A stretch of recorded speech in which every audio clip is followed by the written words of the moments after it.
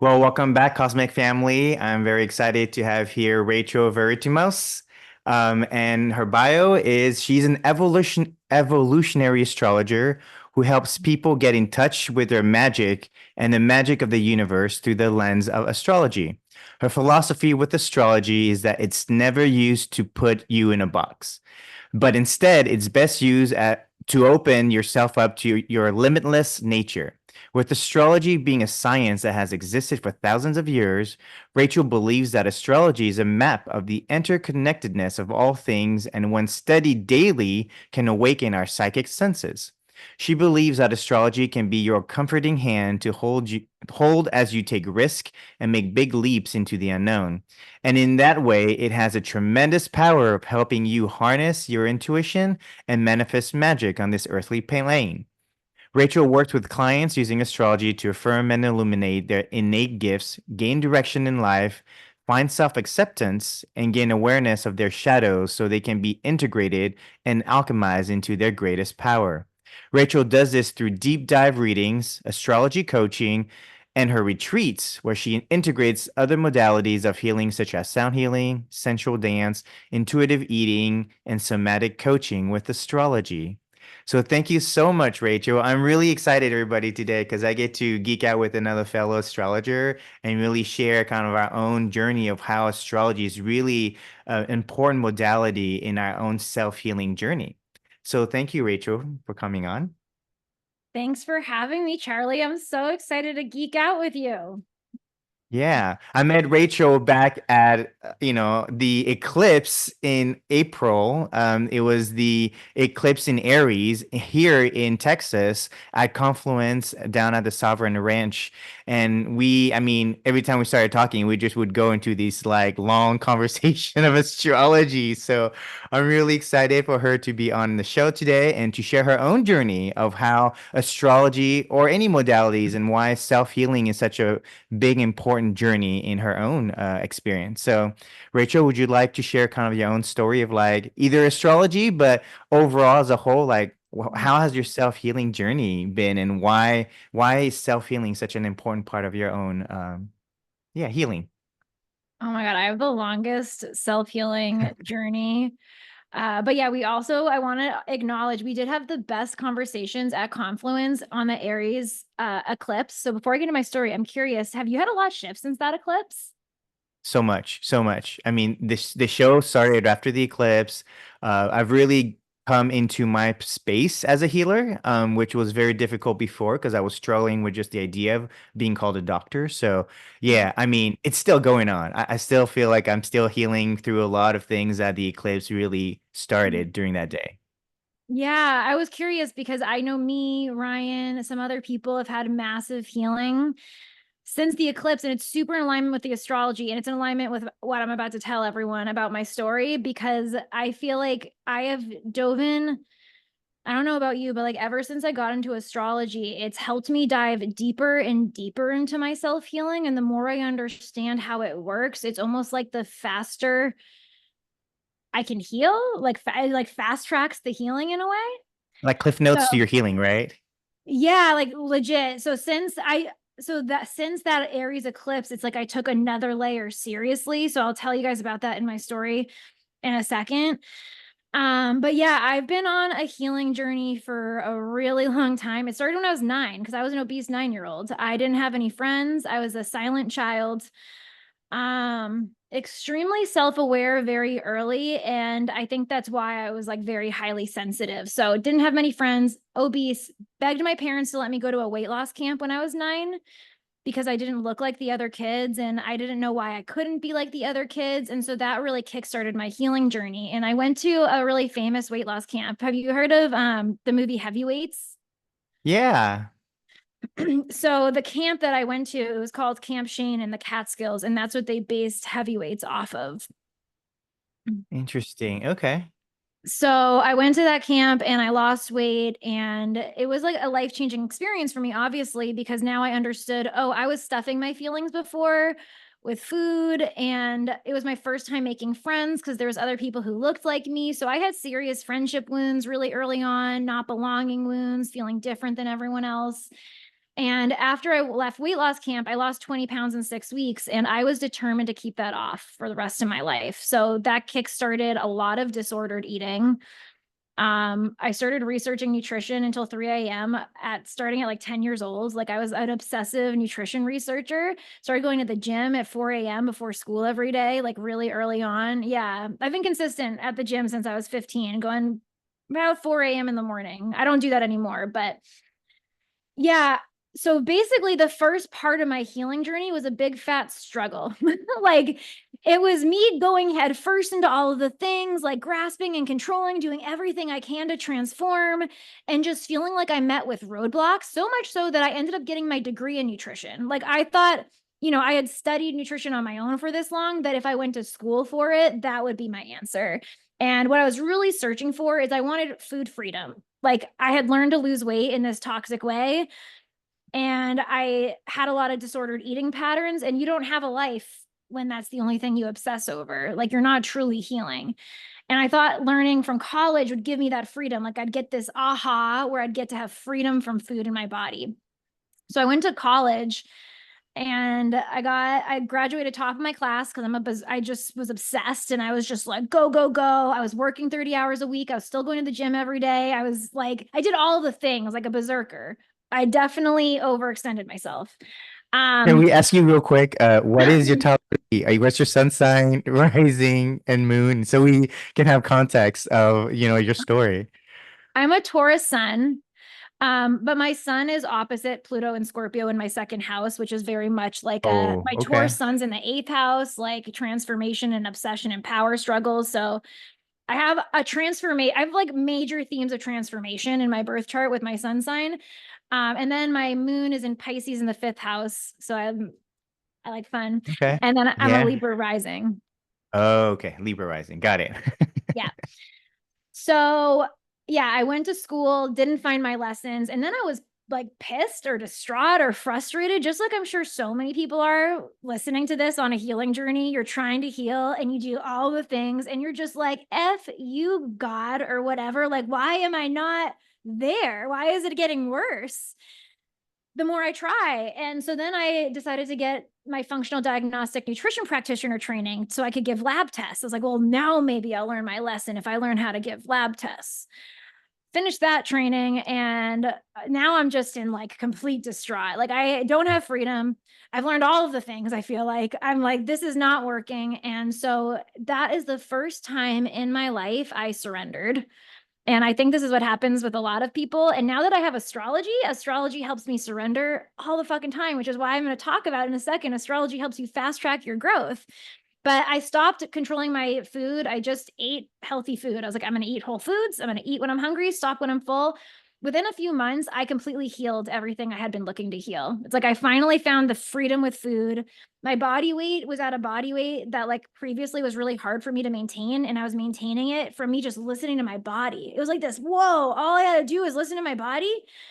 And so then I was like, what else can I heal? And that got me into, I wanted to then heal the main reason I was overweight, which was not belonging and not having friends. And so I started meditating first, journaling, doing all the things that wasn't making me break through. And then I decided to attend women's retreats because a lot of my wounds are with women. And I'm kind of the type of person where if I have a wound, I will throw myself into the most uncomfortable situation to like exposure therapy, which is why I went to weight loss camp when I was overweight, away from my parents when I didn't talk to anyone, and now I'm afraid of women. I'm going to go to a women's retreat. So my first women's retreat ever changed my life. Uh, I realized women did like me, that I could be friends with them. And then I became obsessed with retreats and went to like 10 retreats that year. Cue me getting my first birth chart reading. So again, yeah. So I had the same year I'm attending women's retreats, I had quit my job and I tried to start a business, a nutrition business, because I thought that that made sense. That's where I had all my schooling. I know what it's like to find food freedom, like all of these things. But I wasn't passionate about it because at that point I had overdone that part of my life, like learning in that area. And I couldn't bear to think about it for one more second. I was like, I'm over that part of my life. So I wasn't making any money. And I decided for some reason to take a month off from my business in January after I had attended a bunch of women's retreats. I had started taking coaching certifications. And while I'm there, I get my first birth chart reading with this woman who knew a bunch of the coaches I had been meeting at these retreats. And this is where astrology gets so magical. She told me about my past life, which is your South Node. And she basically told me that I worked for wealthy people and went around and set up schools and institutions, and whatever I said they should do to set up this center, they would do. And they would give me nice food and put me up in nice like rooms and like treat me like a queen, basically. And for some reason, my brain was like, does that mean I've hosted retreats in a past life? Like, does that mean I could host a retreat? Like, that's where my brain went. Which does that happen to you when you learn about your chart? It like sparks inspiration for you. Yeah, all the time. Yeah. I think that's one of the best things about astrology. So I had been attending women's retreats. I loved the shit out of them. And then I learned that maybe I did it in my past life. So I just so happened to be at my mentor's house, Mark England. He runs in lifted coaching certification. I don't know if you know them, but best coaching you'll program anyone will ever do is in lifted coaching certification. They're all about your words create your reality. They have an amazing community, all of that jazz. So I'm at his house and I tell him about how I want to host my first retreat, even though I had no clients. I've made no money in my business. What, right? I'm just starting to make friends with women. Who's going to come to my retreat, you know? But my mentor tells me to write about it in past tense as if I had already done it a year ago. And so I Mhm. write about hosting this retreat I had never hosted before. And I felt so excited about it that I read it to everyone, every coach that was at my mentor's house, which there was like 20 coaches there. It was kind of like a mini retreat in itself. By like the 20th person I read it to, it felt so real. I felt like I was on crack. And I didn't have any money to book a house because I didn't have any credit cards. That's another long story that we can get into how astrology heals a financial thing for me. But basically, I didn't have any credit cards. And I asked my mom if I could rent my retreat house on her credit card because I really believed in this. And she said yes, because I have the best parents ever. I felt very Nice. lucky. Yeah. And I started promoting it. And because I was so excited, I filled it in a month with 14 people after never having a Nice. client. And that was the first inkling where I was like, oh, astrology. It like aligns you with who you really are. And then you can trust yourself and take big risks that you want to take, but are too scared to take. And ever since then, I was hooked and I just started using astrology for everything. I've used astrology to make I could tell thousands of stories. I've healed deep abandonment wounds with Ryan because of astrology. We're like me and Ryan have been together 7 years, and we are in the deepest, most honeymoon phase relationship of our life. And I really attribute it to me understanding his astrology, my astrology, and certain aspects that have been going on at certain times.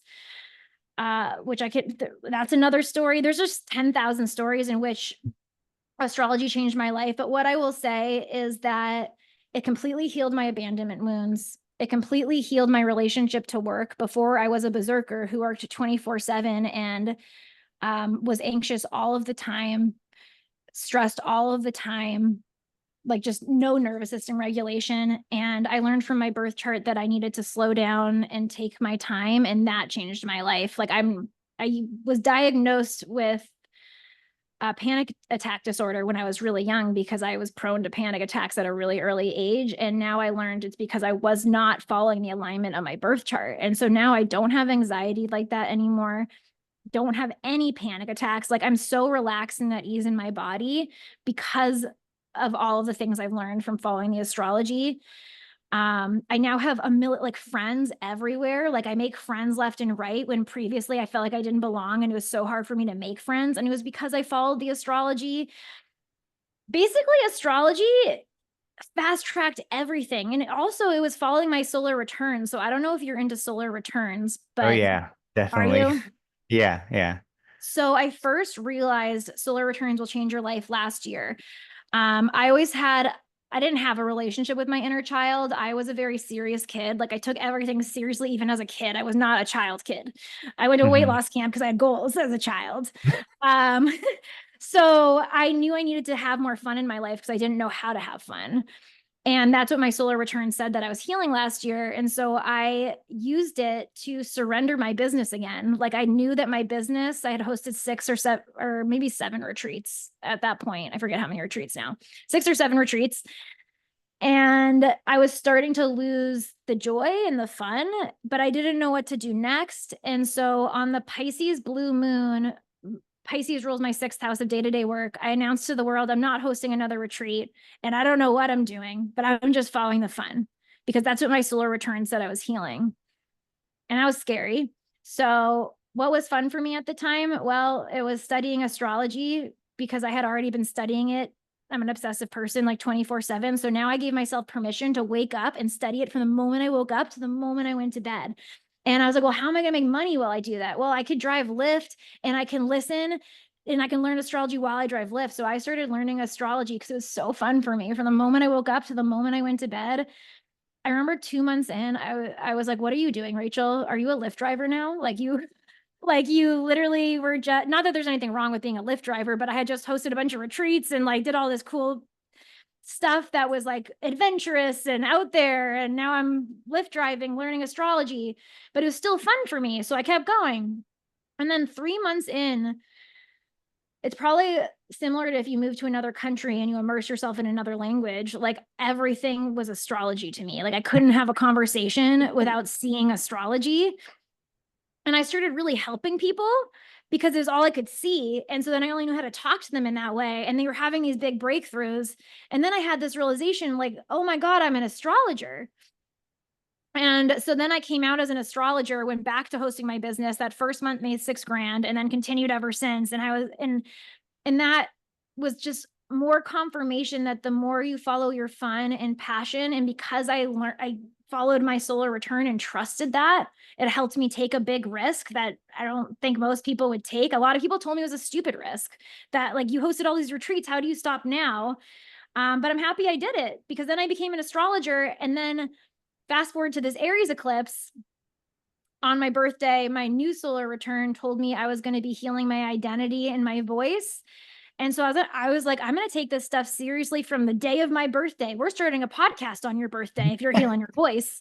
And so, yeah, I started that podcast. I got like so much good feedback. Like I've gotten feedback every single day. And now it's the top 10% global ranking podcast in 3 months. I definitely healed my Nice. voice. Yeah, Yeah. I went on to identity work and I literally feel like a new person in 3 months. It's a much deeper story, but this story is very long already. So that's the journey. Wow, thank you. It's so much like a Taurus in the eighth house. I totally see it. I totally see like that stubborn, do one thing and do it really well, but that actually cause all these transformation in your life too, right? And then just having that one track mind is really very powerful because I think a lot of people are so used to like moving forward, but like sometimes taking actually a step back allows you to actually move faster in a different direction, right? And that was very powerful because a lot of people were so used to like staying in the. It's actually very scary that actually when we do so well, a lot of people will tell us, "Why did you give up everything?" Right? And all the times people are like, don't understand that actually we're not giving up, but we're actually choosing something that is greater than ourselves that we don't understand. And astrology, a lot of people say that like we surrender, we have faith, but when you have astrology, it's way easier to surrender, right? Because like there's like surrender, uh-huh, but then the chart says this, so I'll surrender into this, right? I'll be very specific on how I surrender. That's obviously I'm a Virgo, I'm very analytical. And so, it's really hard for me to surrender because, I am fully like a Virgo who is very much in line with like analyzing the physical reality. And when they're like surrender, I'm like, after astrology, surrendering was much easier, right? Because it's almost like here's how you're going to surrender. And because a lot of people say surrender, and you're like, surrender what? Like everything, like your identity, everything that you believe in. And a lot of times it's not that wide. It's actually way more specific, right? And so it helps to actually say, when you do surrender, surrender in this aspect, because then, different things will open up for you. For me, actually, after the eclipse, and actually because you met, I was with a partner at the time, but like we actually went our separate ways after that. And Mhm. so in the astrology, um, the 12th house, everyone knows that the 12th house is like that big weird house where like they call it the undoing, because if you're unconscious of the undoing, then it will keep undoing your life because you keep living a code that is not true to your spiritual reality. And so for me, like I've looked at my chart for so long and I wasn't like I understood the 12th house, but I didn't. And then after this last ending, like it told me, look into your 12th house. You are undoing everything that you believe in. It's like, wait, what? Turns out my moon's in the 12th house, my Venus in 12th house.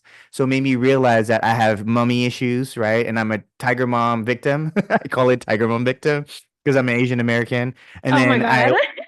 I was also because Venus is in the 12th house, it represents all the love that you can experience, but you can't experience that in somebody else. You actually have to own all of it into yourself. And that's where all your vulnerability shows up.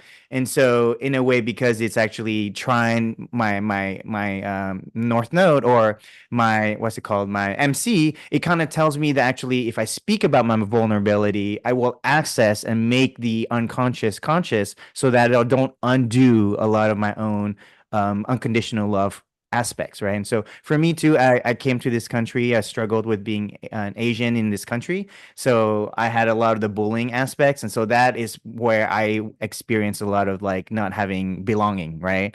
But Mhm. then it's still, again, like my mother went to work the day I was born, like she didn't take care of me. She like decided to go to work, and the last couple of years after that, she was still working. And so I had a working mother. So I dated working moms. And so that was really hard for me because as I go to my own spiritual connection, having a working wife wasn't actually conducive to me because we would keep separating. She would Mhm. go into her passion, I would go into my passion, and we'd break up every single time. So I was like, clearly, I'm dating the mother that wasn't there for me. And so I had to just recently kind of go through that. So the 12th house. And so I think that's what's really beautiful about astrology is when it's time for you to activate a part of your chart, you need to go through the initiation to then click into that space. And so even if I have looked at the astrology, I was looking at my astrology for like years, like at that point, 6, 7 years.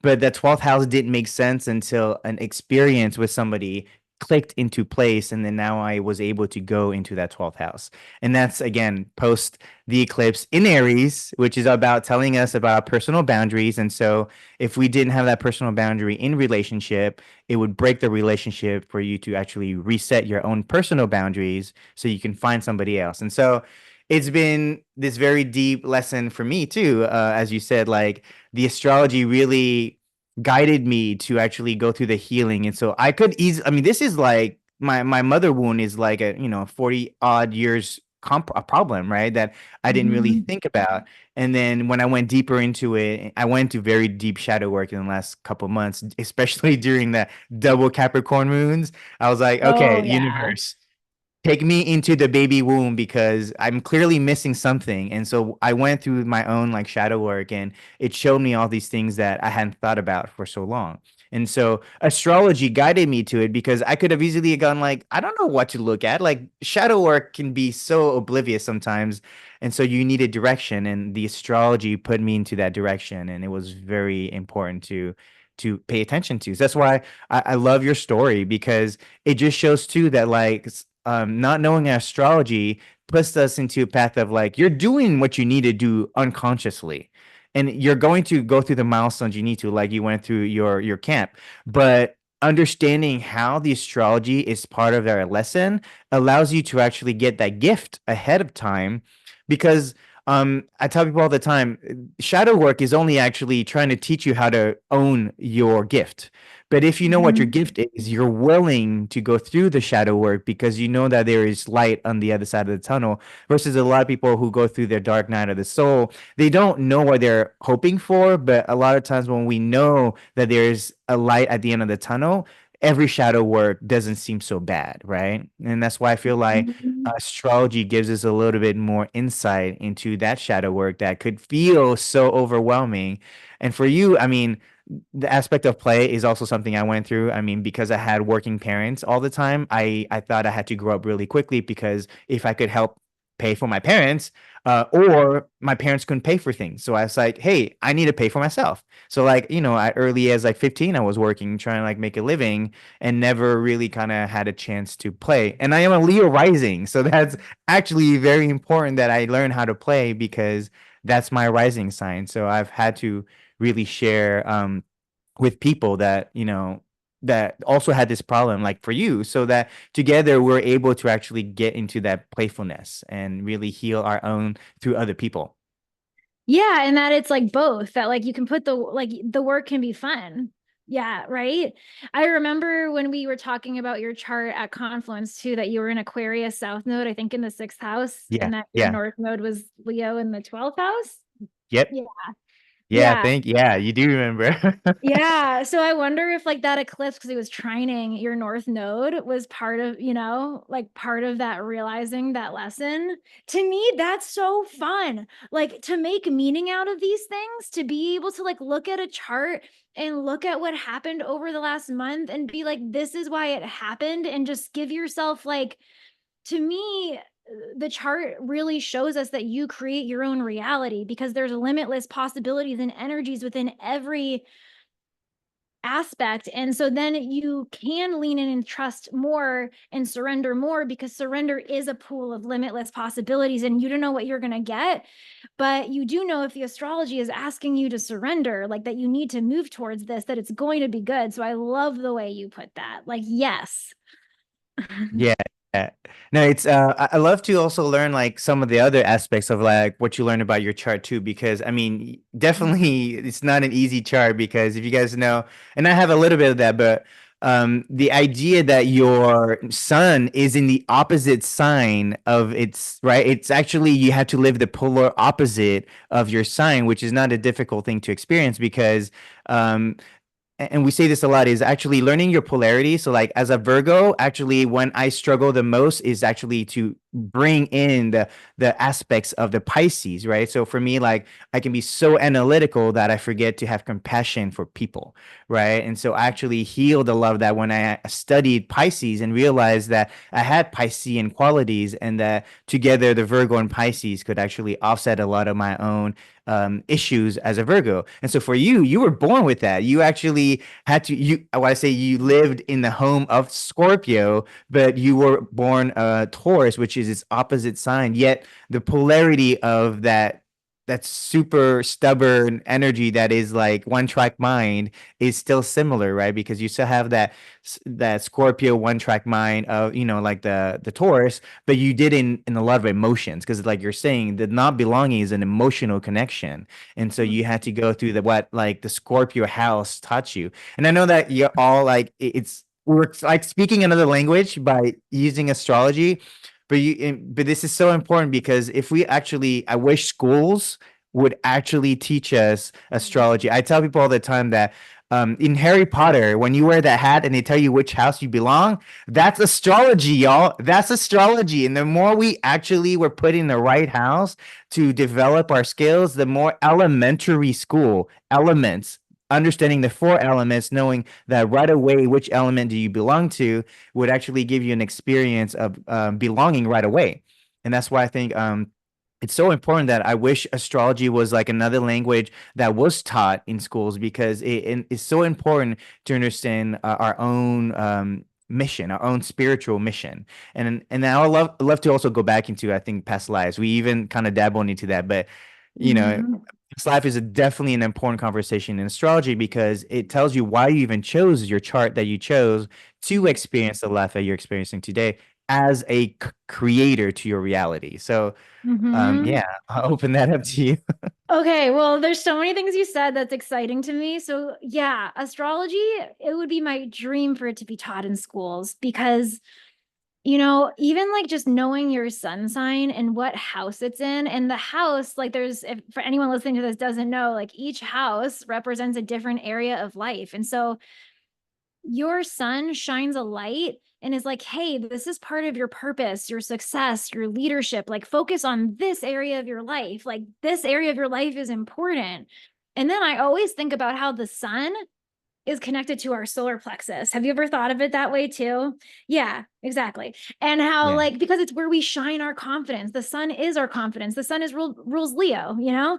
It's like, this is who I am. Look at me. And we live in a world where people are like, don't look at me, because we've Yeah. been taught to not connect to ourselves. And so we hide our sun, and then we are tired.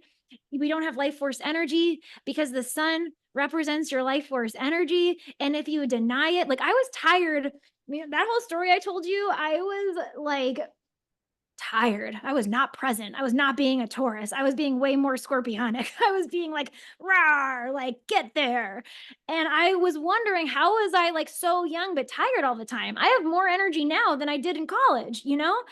And so I truly believe if we all knew our sun sign and who we truly are, and we gave ourselves permission to just be that and focus on that and embody that, that everyone would be living in their gifts.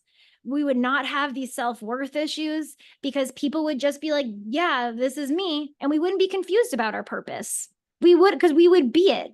We would be shining it unapologetically all the time.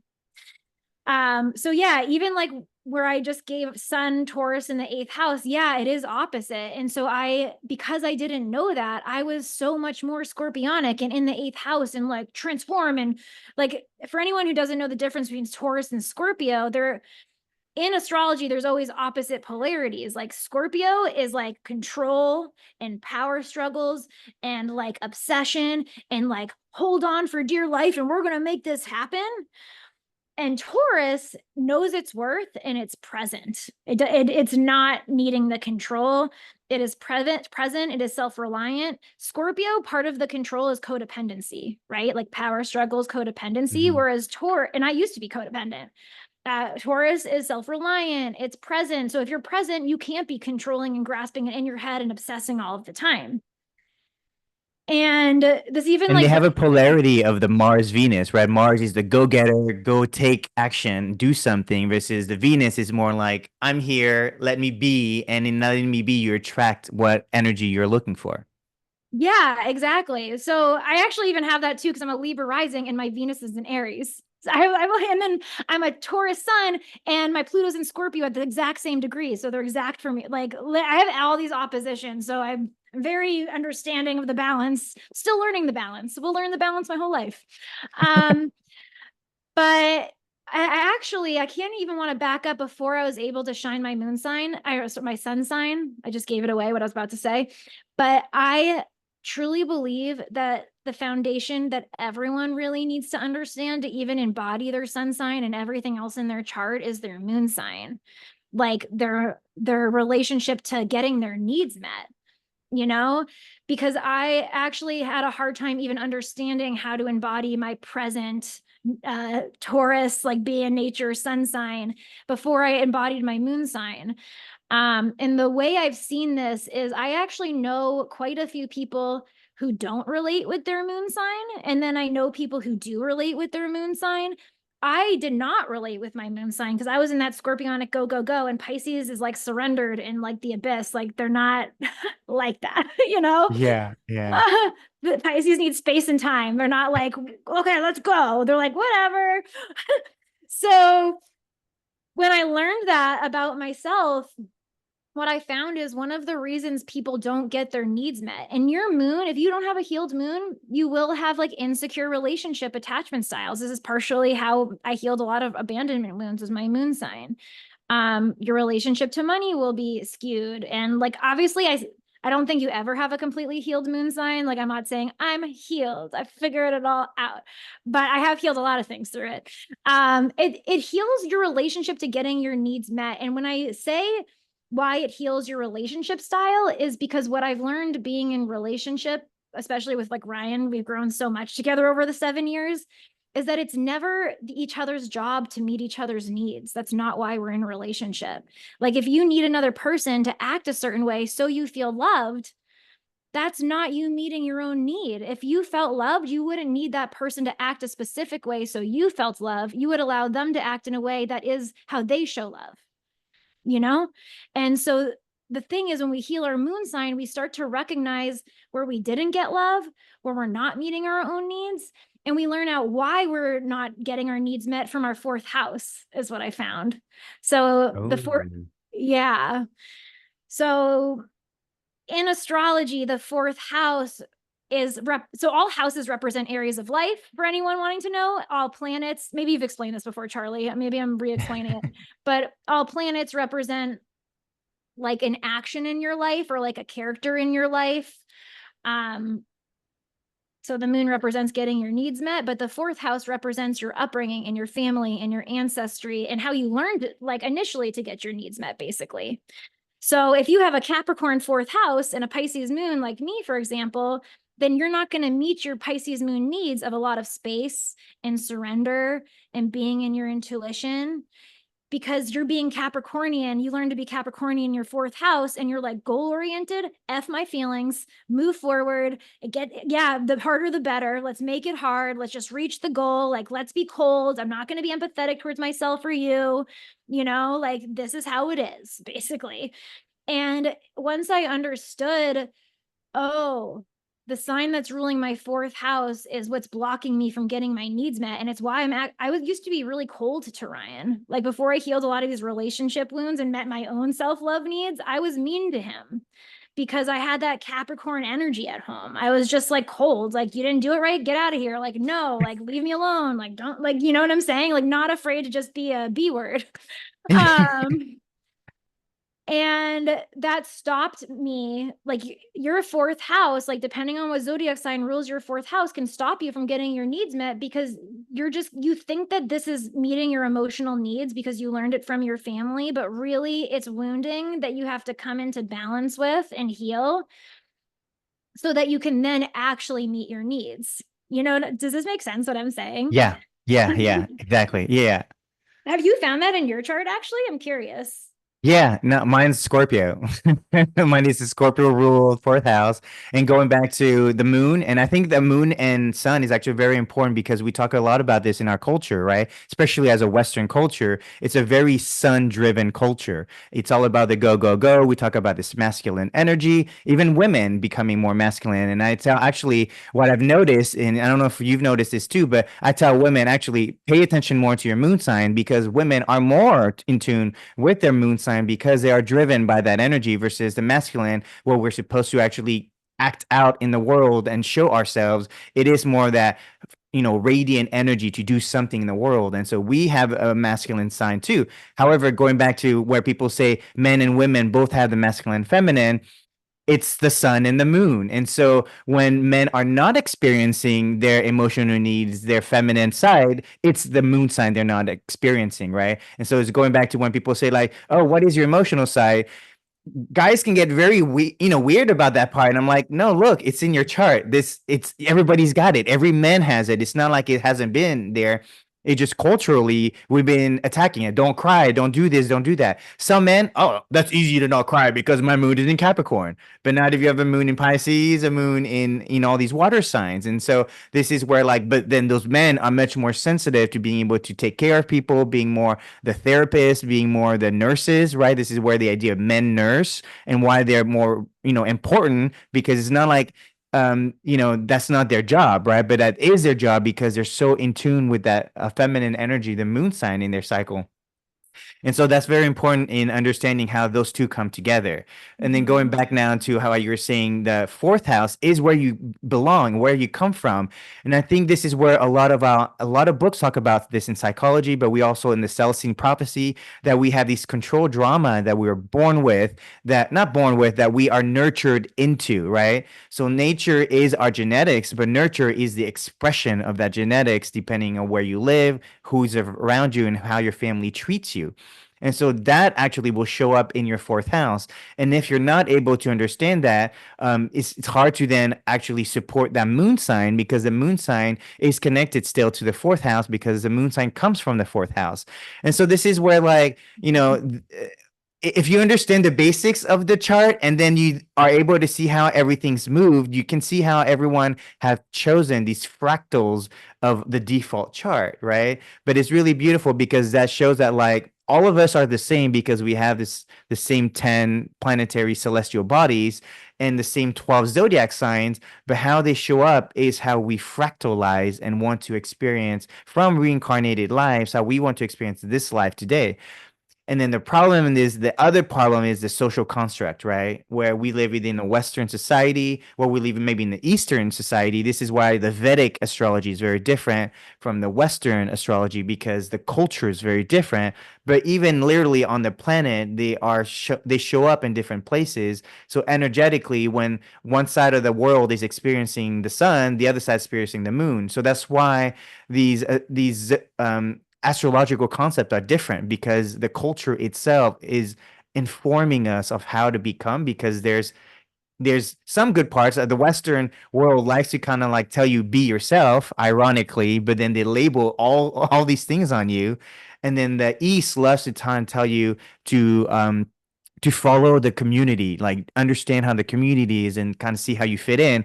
But what that turned out is they do the whole when the nail sticks out, you have to nail it down, right? And so we were very much repressed as a culture. And so it's funny to see like the East showing up here, like Asian Americans, we're like finally being able to express ourselves. But again, there's this labeling. I'm Asian, I'm a male, I'm a this, I'm a that, right? And astrology is where I think is more beautiful because it allows you to expand your definition of who you are while still staying very defined in who you are physically, right? Because as much as we see there are feminine men out there and there are masculine women out there, and but it doesn't mean like all women should be masculine because the ones who have these elements in their chart allows them to do really well turning into the girl boss.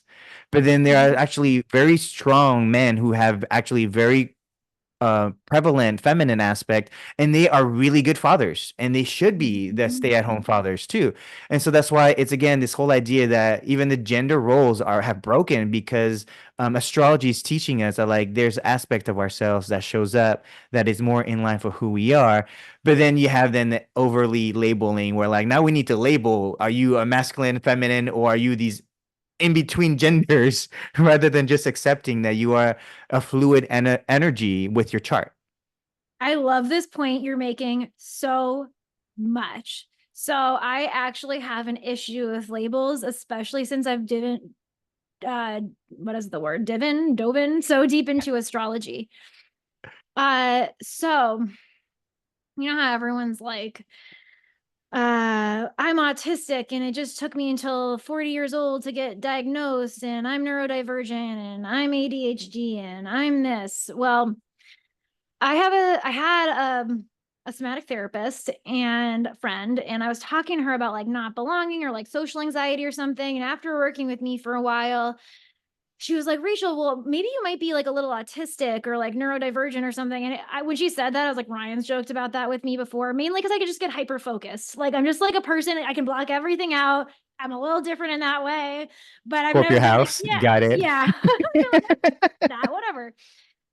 And so then she started telling me about her daughter and how she got diagnosed with autism, and then like how she thinks she's autistic and might go get diagnosed. And then I started being like, can I have your daughter's chart? And then I started like wanting to find patterns between these autistic diagnoses and birth charts.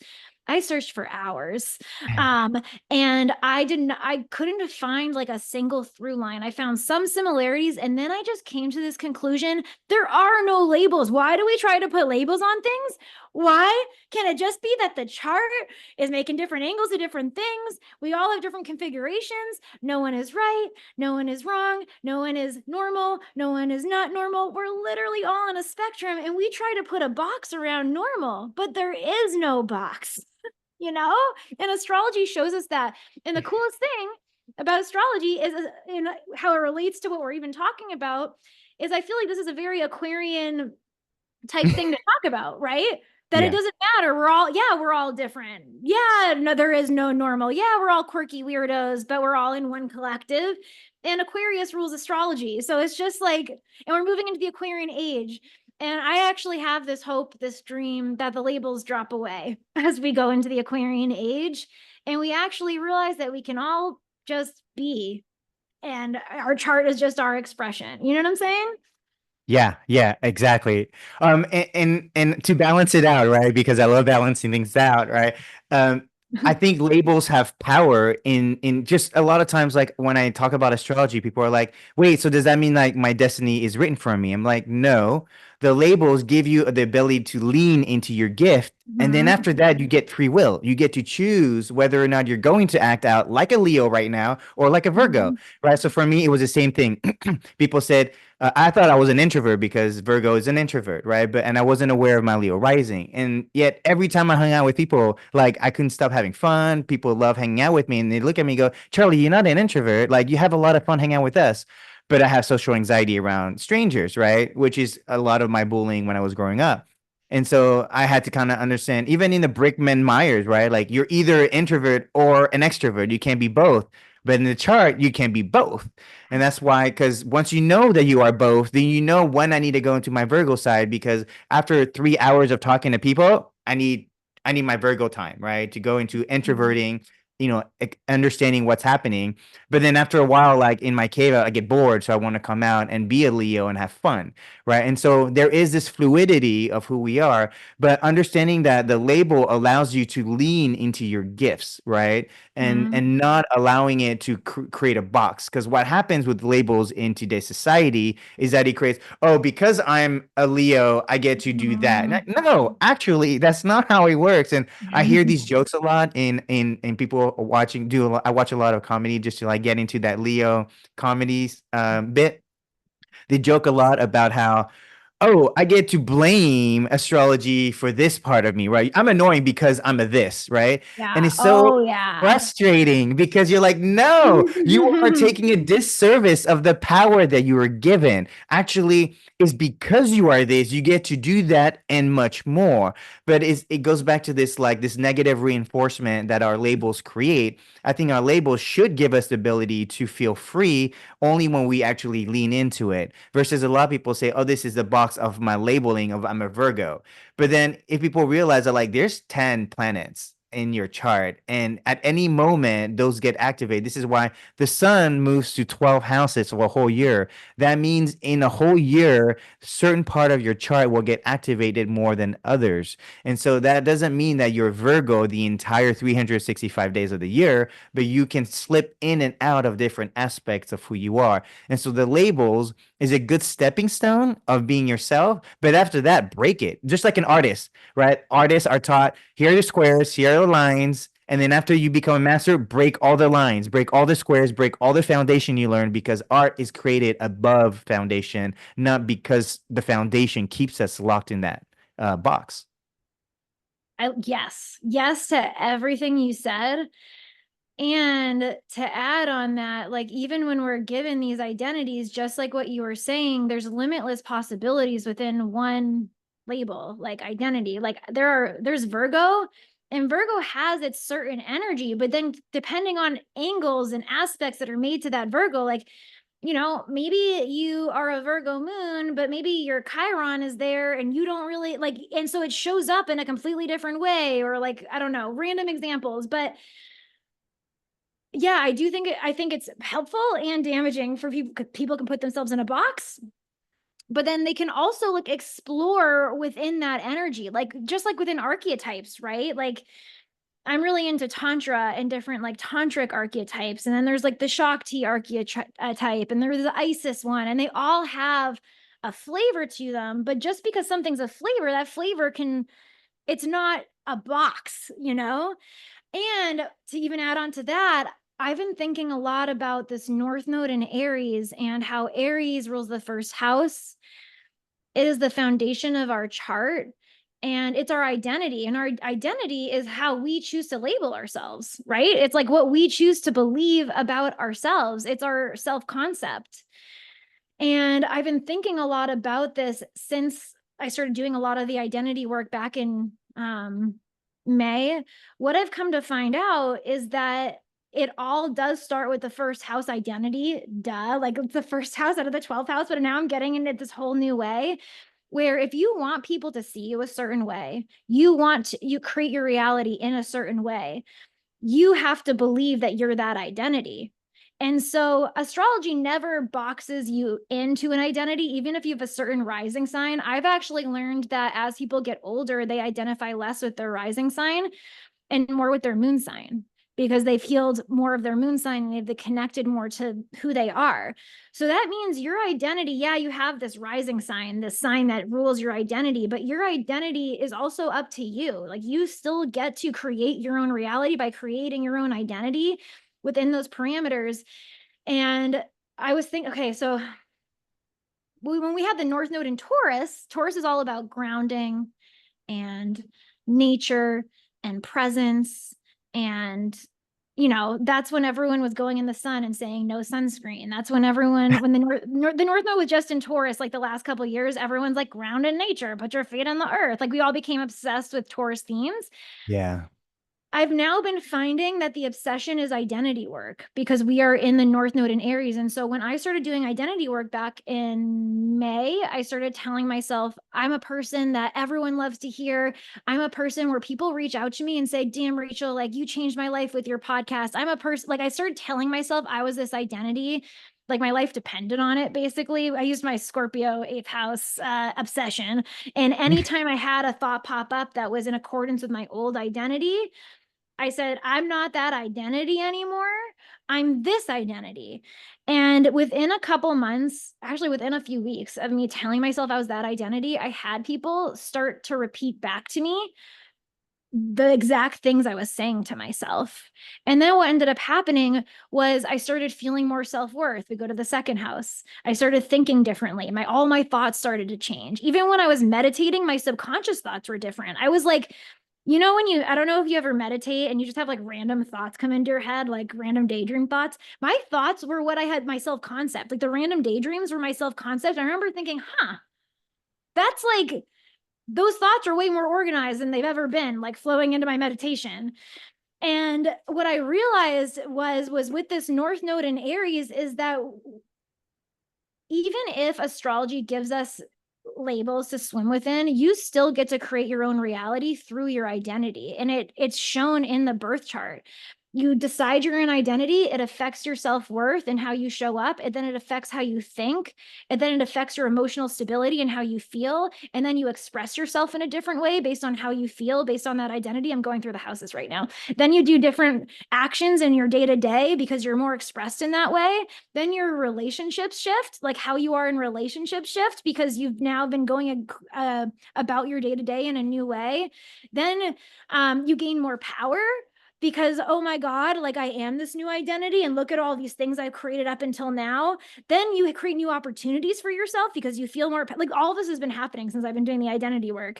I like told myself that everyone reaches out to me to be a speaker and be on their podcast. And I've been asked like by a million people since then. Like, that's what I mean by opportunities. Own power, opportunities start 9th house. Then we go to the 10th house. Okay, now I'm being seen more in the public eye because I got all these speaking opportunities. Okay, now I'm seen more in the public eye. Now I'm in the 11th house. I have more people supporting me, my hopes and dreams. Okay, now like I'm in the 12th house where, I mean, I don't know if I've gotten there yet, but I'm kind of integrating. I consider that integrating the identity before you go into the next one. Mm-hmm. But I'm curious what you think about that, because that's been so exciting to me recently, like thinking about that in that way.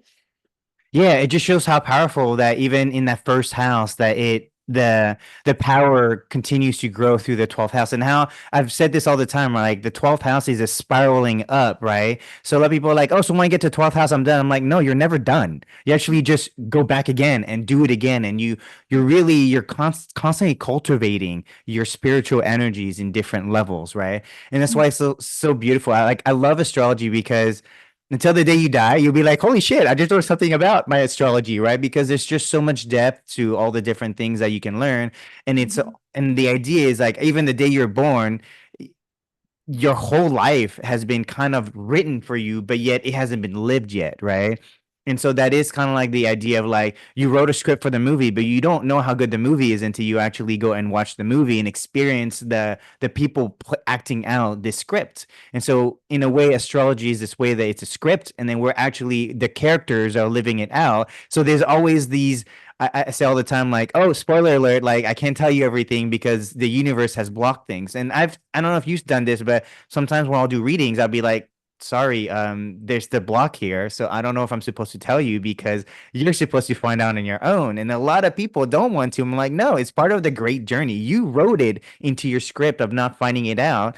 And so a lot of times when you do is because it's your own little, what I call a breadcrumb to yourself in this astrology chart. So by the fact that you opened up the identity, suddenly you're seeing these breadcrumbs guiding you through all 1 through 12 again, and it's not like you don't know your chart. You do know your chart, but suddenly it unlocks something deeper in your chart. And that's why I love people kind of come back every so often and say, Charlie, can you look at my chart again? I'd be like, I didn't see this before, and now it's here because you've unlocked these. It's almost like in a video game, you've unlocked these levels because you finally hit these returns. And that's what we say.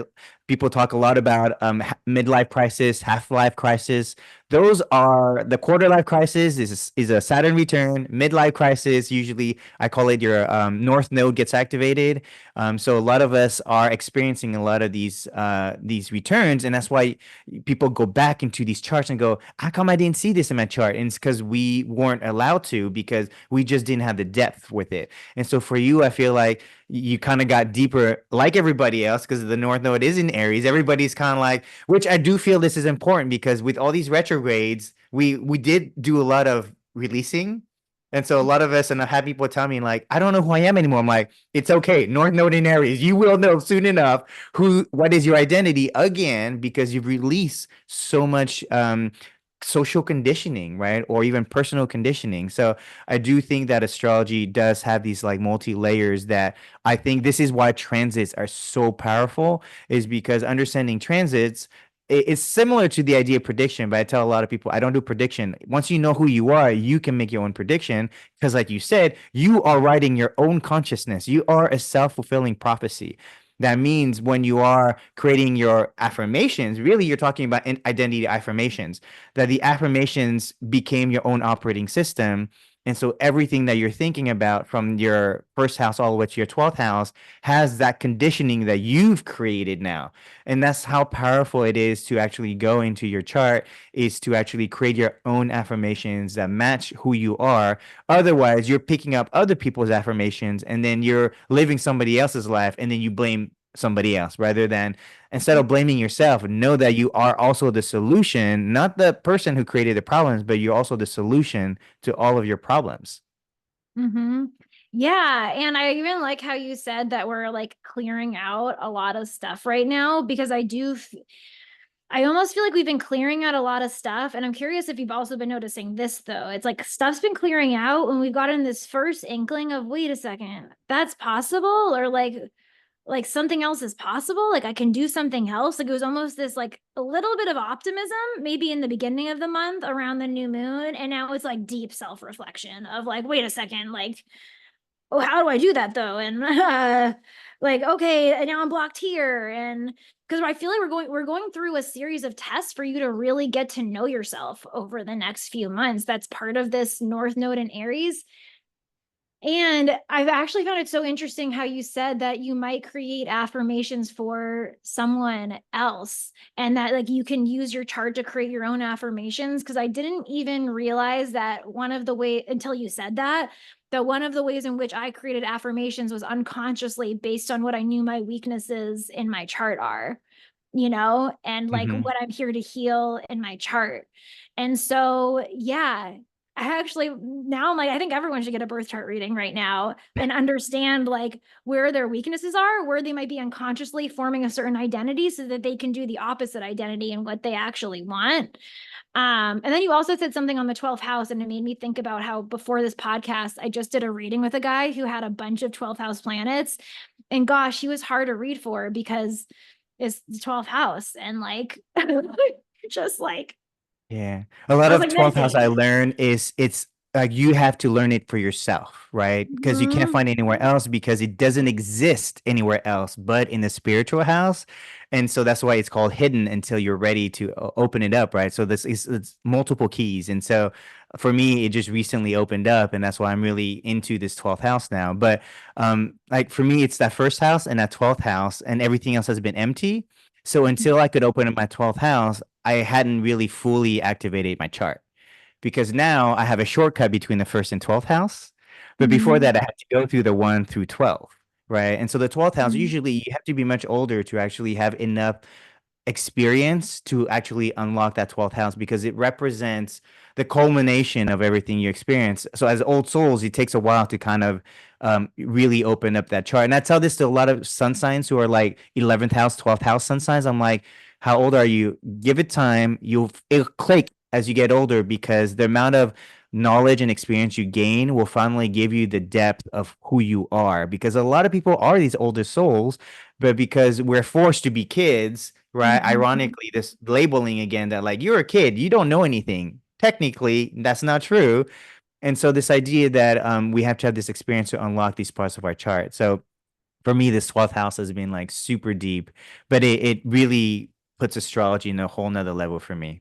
But I wanted to go back to for you as well. Like, what are some other things that you've helped people with? Because this is what you're doing and you love doing it. And I think like you said, everybody should. I think the greatest gift to give someone for their birthday is a natal chart reading if you've never done it, and then you add like the solar return on top of that, which is like cherry on top. But I think this is where like I would say if you guys, I mean, definitely reach out to Rachel if you're interested in listening to get a reading from Rachel. But this is kind of like I would say like the best gift of the Aquarian age is actually a self identity natal chart reading. Yeah, totally. Because I believe we're moving into a psychic revolution with Saturn and Pisces, and that the reason we have all these Pisces Saturn blocks is just because we all woke up and we can feel energy, and you just can't go after goals in the same way. You can't disregard all this subconscious stuff that you're not taking care of right now. And so, like, we actually have to get in alignment with our truth because people can feel it now. There's nowhere to hide. Like, Exactly. before we could Yeah. hide in our Pisces part of our chart. Um, but how have I helped people? Well, there's so many stories. I'm like, where do I start with? I could start Whatever with pops up. Whatever okay. pops up in your mind. Um, well, I get a lot of Leo South Node clients. I don't know why, but it could be because a big part of the work I've done is like transcending the ego. And Mm, what I found with a lot of Leo South Node clients is they don't even know that they're in their ego. mm, And it's actually shown up in a lot in relationship wounds. And so like I have found quite a few Leo South Node people like need to be right that I worked with. And they thought that that is what gave them happiness. Like if they got to be right, if they got to be validated, if their ego got pumped basically. And it specifically showed up when they were in close relationships. So they'd get into a fight with someone and they'd only see their point of view and be like, this is my point of view, like listen to me. And then the other person would be like, I'm hearing you, but this is also how I feel. And the Leo like person would refuse to take any responsibility for, remember we even talked about the moon sign thing earlier, where it's like it's not other mm-hmm. people's responsibility to meet your needs. We're all in relationship just trying to understand how to love each other because we all come from different lenses of how to view the world. We have different lenses of what love is. We have different lenses of everything. And so, of course, like it's gonna miss each other sometimes. And so, big breakthroughs I've had with my Leo South Node people is one in relationship, taking responsibility within arguments with partners. I've had my Leo South Node people come to me and be like, this is the argument. They're wrong. How do we get through this? And then I have to walk through it. Okay, when you were a child, like, did you get a lot of praise? Is that how you showed you were loved? Like, yeah, like that's what I found with one of my Leo South Node clients. Yeah, my dad told me and my grandpa that I was beautiful, and they'd give me affirmation all the time and tell me I was the best. And so like when my boyfriend told me he wasn't happy, I was like shocked because like I'm in his life. How do I not make him happy? Like but he wasn't even talking about her. He was just saying she wasn't happy. Her ego was taking it personally because that's how she learned to be loved. And she believed if she was in someone's life, that should be enough for them to be happy. Leo South Node things, wins, we all have them. And so Yeah. I like had to point out to her, oh, like, do you see how that's how you viewed love, that you need to get that affirmation, you need to be right. And in this lifetime, your North Node's in Aquarius, and you're really meant to detach and transcend your ego and take more detached approach and be able to validate yourself and not need your boyfriend to like be happy just because he's with you. Like he's allowed to be sad, you know? Like, could you see where you'd want to be allowed to be sad too sometimes? And it was like through conversations like that, that it's like, it's a really painful thing to acknowledge, I'll be honest. Like maybe someone even listening to this can relate to it, or maybe you can't, because maybe we're all blind to things too. I'm blind to stuff all the time.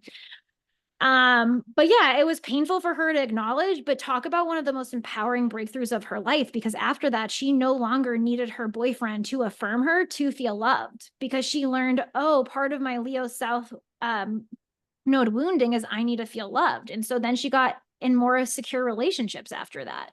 My other Leo South node client, we found out he also has a Scorpio moon. We found out that he'll just like shut down and like let the other person be right. And because he's afraid of being seen, because he has a different configuration with his Leo South node, he wants to be seen so badly, and he feels so unseen that he just gives up and just lets the other person be right, or does anything to be seen, like will overextend himself to be seen.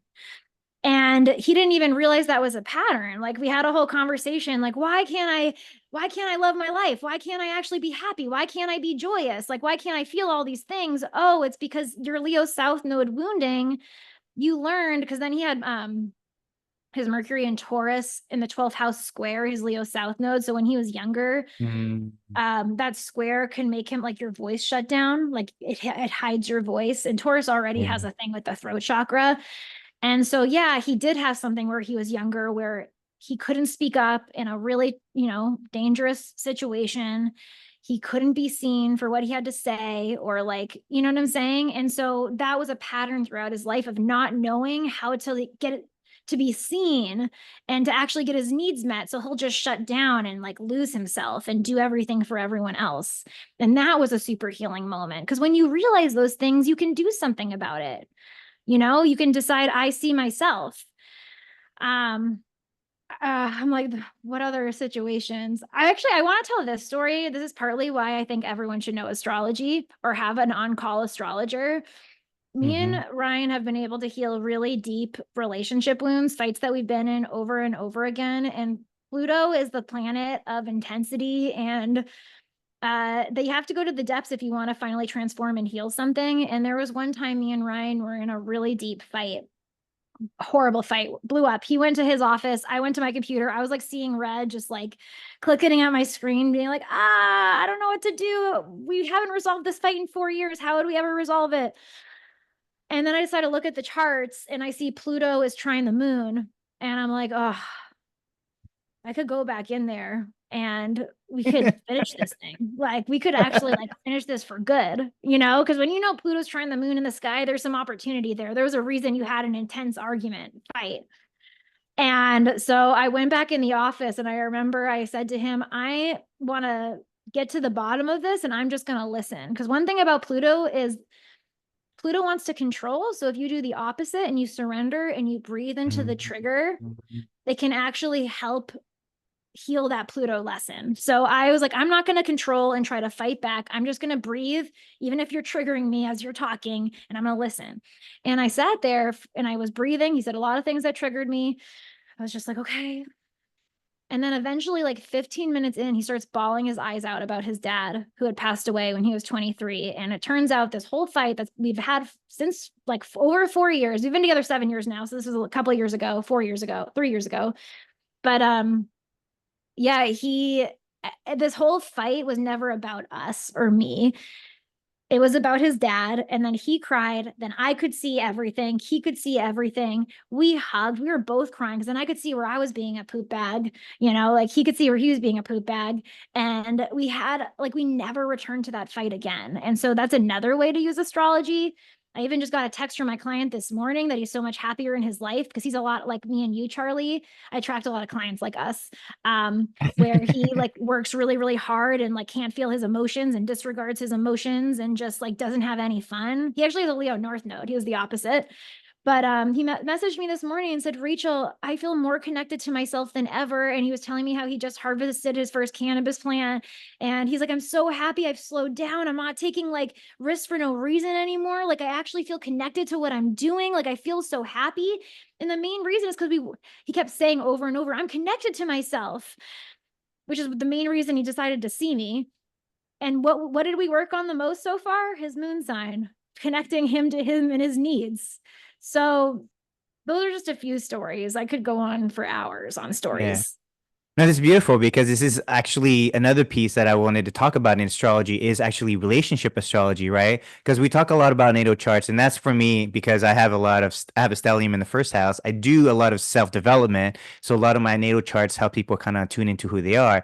But as I'm moving into my own healing of relationship and going into finding a relationship or really attracting a relationship, I'm starting to go into relationship astrology, which you're really good at. So I definitely wanted to kind of, talk a little bit more about that because, you're able to get to the depth of what's happening for that person that is in relationship that allows them to really find themselves in a relationship because a lot of times what happens is we do kind of give in to the other partner because we think we have to do this or that, and especially if we are raised with certain parents. Like I was actually have divorced parents, right? And so because of that, like I didn't have the right family dynamics to see what a good relationship would look like, right? And so a lot of times we don't necessarily have models, and so it's understanding like which models do you need to look at. But for you, you're able to really, and this is what's really important is actually in relationship therapy, right? People do not get to, I've seen so many like memes of like people just sitting there watching the couples fight over something, and half the time they're not talking about the same thing. But the therapist is not able to get to that because there's just so much information that they have to sift through to see what's going on. And I find that with astrology, like this is exactly what's happening because of the transit, because of this, and people can get to the depth of what's happening much quicker than spending like 4 years trying to fight. Where if you had just look at the astrology could have saved you some time. But that's where I feel your great strength is I mean because you're a Libra rising, understanding And relationship Libra and Jupiter in the 12th house. My Jupiter, okay. yeah.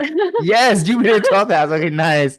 And that's like very powerful that, if we actually, actually, if I had a like relationship, I would totally, you'd be my on-call relationship astrologer. But this is where, if anyone's interested, it's actually if you struggle with relationship, because I think a lot of us come from divorced families, okay? Like, and this was part of like I studied the whole I was studying the Pluto in the generation, the Pluto in the boomers, the Pluto in the Virgo, the Pluto in the Libras.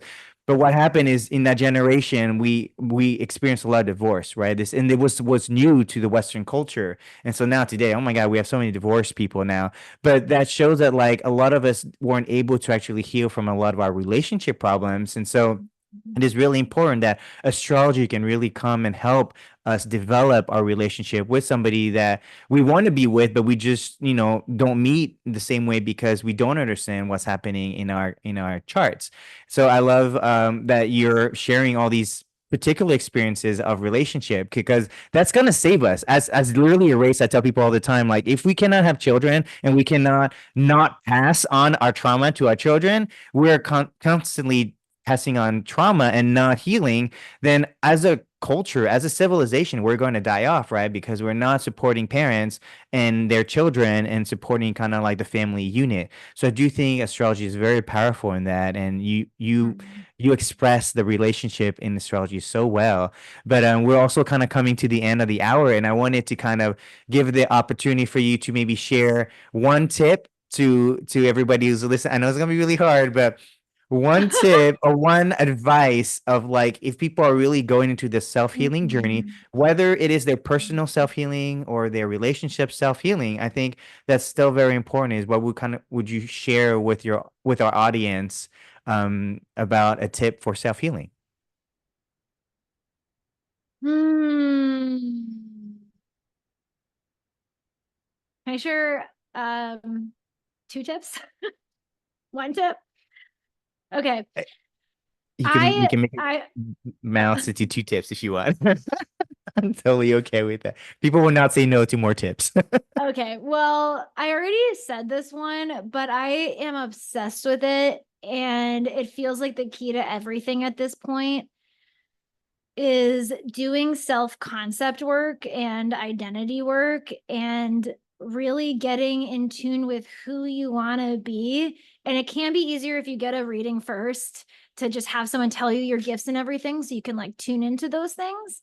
But then like rep that like your life depends on it. I just had recorded a whole podcast on this where it's really hard to change if we're like just repping who we're becoming in 10 minutes a day or something. Like when people say you could change your life in 10 minutes a day, to me, that's a checking off the box way of living life. We've been taught to check off boxes, and checking off boxes is not an integrated, connected way of living life. And if you truly want to change and heal and you want to become this version of yourself that you see for yourself, you get to be on your identity and practicing embodying that all the time. And know this, your circumstances do not matter. Your reality does not matter. I think this is one of the most important things everyone should know. Your reality is here because of everything you've ever thought up until this point, all the actions you've taken, but it started with your thoughts. Your thoughts created certain feelings, which made you take certain actions in certain ways, and then you got certain results. Everything here is literally just been created by you. So start ignoring it and tell yourself, like, we're in North Node in Aries. Who do I want to be? Who am I? What kind of person am I? And rep that to yourself. Every time you think an opposite thought, you rep it, even if you don't feel it. And if you do it for a week, like your life depends on it. And I'm saying 110%, like you got to like turn into actor mode and you act like you're that person all day, every day. You will have people start reflecting it to you within a week. And even if your old reality is still there, that is just the start. You keep ignoring that reality. And what you will find is within a month, you will see a different outer reality. You will have your whole mind blown because you are so much more powerful than you realize. And the only reason people think they're not powerful is because they're living disconnected and they're checking off boxes to transform. And that's not it. You are it. And it's not super astrological, but it is too, because I described how Aries starts the whole chart. That's my tip. Yes, thank you. Thank you. Would you also like to share with everybody kind of where they can find you? Yeah. You started a podcast and yeah. Yeah, so I have the Astrology Magic podcast. I think it's on YouTube. Yeah, it's on YouTube, Spotify, Apple, all the places. I'm about to have Charlie on it. And you can find me on Instagram at Rachel_Varitimos. I don't know how much longer I'm going to have that Instagram because I want to go onto YouTube and maybe move away from Instagram. I've been getting that calling for a while. So follow me over there and then I'll tell you where to follow me next. Nice. So thank you so much, Rachel. I'm really excited because now everybody, I'm going to be joining her podcast. And so it's again, this beautiful energy right now of the Jupiter and Gemini telling us that like we're all about communicating with each other. So she's been sharing her knowledge with us in our self-healing journey. And I'm now going to go into her Astrology Magic podcast to share my own journey in astrology. So thank you everyone for joining us and I will see you soon. And thank you, Rachel. Thank you.